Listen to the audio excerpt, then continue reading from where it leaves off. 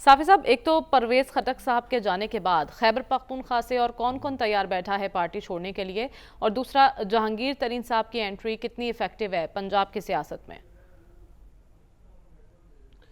जी मरियम, अगर आपको याद है हो तो पिछले हफ्ते भी परवेज़ खटक का यहाँ पे तज़किरा हुआ था, और मैंने अपनी एक ख़बर की बुनियाद पे यही ज़िक्र किया था कि आने वाले दिनों में वो शायद पार्टी में नहीं होंगे।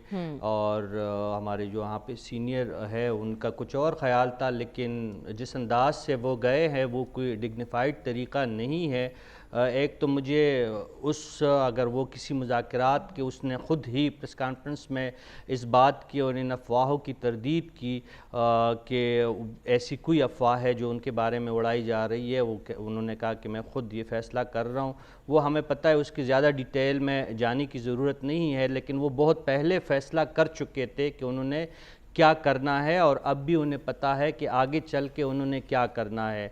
तो परवेज़ खटक ही का इंतज़ार था, जो अयाज साहब कहा करते थे, जो खैबर पख्तूनख्वा में वाकई वोट बैंक अब भी खान का बहुत ज़्यादा है, लेकिन जो इलेक्टेबल है खैबर पख्तूनख्वा के, तो वो भी परवाज़ भरने के लिए अब बिल्कुल तैयार है। और परवेज़ खटक जो है, जिस तरह वो कूंजों की एक कतार जो होती है उससे आगे एक कूंज जो उड़ती है, उसी तरह अब उनके पीछे भी लाइन लग जाएगी। अब उन्होंने ये देखना है, ज़ीरक सियासतदान है, काफ़ी जमातें पहली भी देख चुके हैं, लेकिन उन पे ही तकिया किया जा रहा था कि वो पार्टी में आखिरी वक्त तक रहेंगे। और उससे ज़्यादा हैरत अंगेज़ जो बात थी कि असद कैसर जैसे लोग वो भी रस्ते जुदा कर चुके हैं। वो तो खैबर पख्तूनख्वा में की हालत उस जमात की वैसी होगी जो बाकी मुल्क में जिस तरह जो हालत हो रही है उस जमात की।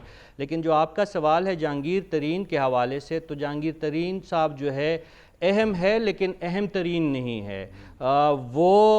उनके अलावा भी पंजाब में बहुत फैक्टर सरगर्म है। आप जानते हैं कि जरदारी साहब भी एक जहाज़ लेके पहुँचे हैं, लैंड कर चुके हैं लाहौर में। जी। और अभी थोड़ी देर पहले ख़बर यही आ रही थी कि वो चौधरी शुजात साहब से भी उनकी मुलाकात हो रही है।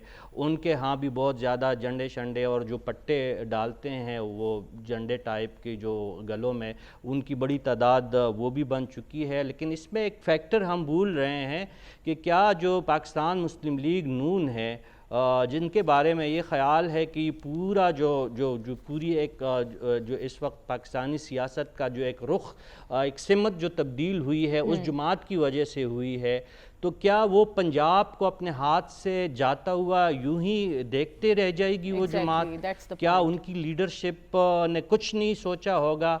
तो मेरे कहने का मतलब यह है कि जहांगीर तरीन साहब के साथ जो अभी इलेक्टेबल आ रहे हैं वो अहम है, लेकिन वो काफ लीग जैसी कोई जमात नहीं बना सकते, क्योंकि माजी में जब काफ लीग की तख्लीक की गई थी तो उसमें चौधरी शुजात और चौधरी परवेज़ इलाही जैसे नामवर सियासतदान जिनका अपना वोट बैंक था सेंट्रल पंजाब में खुसूसन गुजरात डिवीज़न में, उनका ठीक ठाक वोट बैंक था। जहांगीर तरीन साहब का अपना कोई वोट बैंक नहीं है।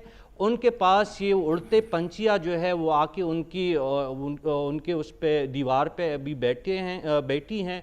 लेकिन कल हमने अब ये देखना है, अगर मुस्लिम लीग काफ और पीपल्स पार्टी के बीच में इत्तेहाद होता है, और अगर मुस्लिम लीग नून की तरफ से, उनकी क़यादत की तरफ से, खुसूसन अगर आज आपने एक दूसरी पेशरफ्त इस्लामाबाद में नोट की होगी कि पानामा का केस, जो बाकी पाकिस्तानियों के तकरीबन जो 436 पाकिस्तानियों के केसेस थे, वो केस भी समाअत के लिए 6 साल बाद सिराजुल हक साहब को जाके सुनवाई मिली है।